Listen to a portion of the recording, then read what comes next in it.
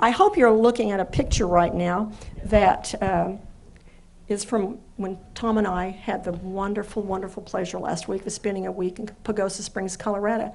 We were able to go to a place called Chimney Rock National Monument out in the middle of nowhere, but it was absolutely fascinating. And you can see me, that's my green Master Gardener shirt I'm wearing right there. And looking at some ruins on the other side of me is a bunch of other people on this tour we went on. And you can see me sitting there, and we were allowed to sit there for a little while and just kind of take it all in. And I want to tell you what I was thinking as I was sitting there. Okay, you see the ruins. That was a big, huge area that these Puebloan people, ancient people, used to gather in. And you see the fire pit in the middle of it.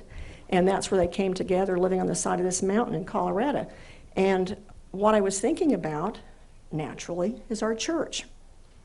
Now, what you see, what's visible, what I learned, was not there when they found these ruins. You know, you see ruins and oftentimes you think, oh, that's the actual brick that was placed there. Well, no, it's not. Those pieces of rock were placed there by people called archaeologists and their workers who love the idea of rebuilding that so people like me and Tom could go see it. It took a crazy kind of love to be an archaeologist, we know that. It's not an easy job. You live out in the middle of nowhere, but you have a crazy kind of love wanting to do this. And why do they do it? Because they need to keep the history, and they need to be able to share that with people like us so we can learn from that. Well, we're living in a church right now that needs your help each week. We need to have that same crazy kind of love that keeps our church going, be that through the offering monetarily, but through the activities that we have in this church. We're a small group, but we do a lot.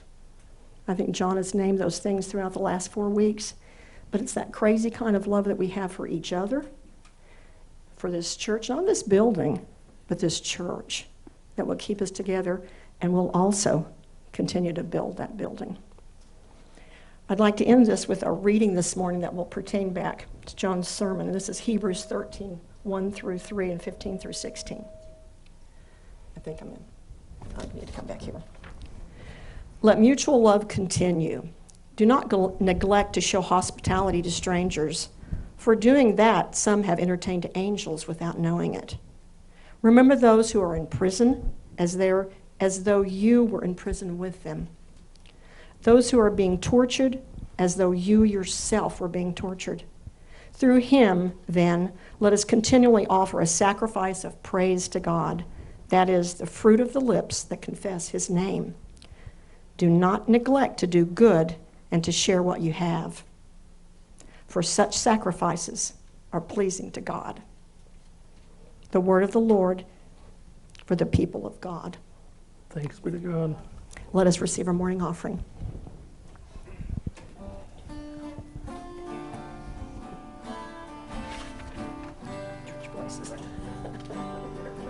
With a vision in our minds of how the world could be, and the fullness of our hearts from the suffering we see, when we make all that we are and have part of God's destiny, we can fill this world with love.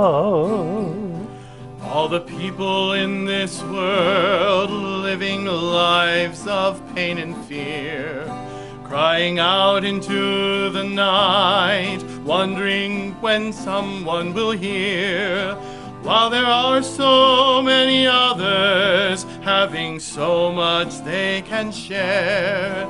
Can we fill the world with love? We whose spirits long to share, long to comfort and to heal, know that when we act alone, hope is difficult to feel. But together as we labor God's compassion to reveal, we will fill the world with love. Let us hesitate no longer in our doubt and our dismay.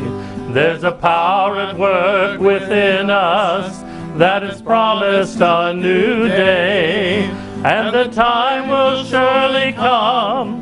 It will not be long delayed when God fills this world with love. When God fills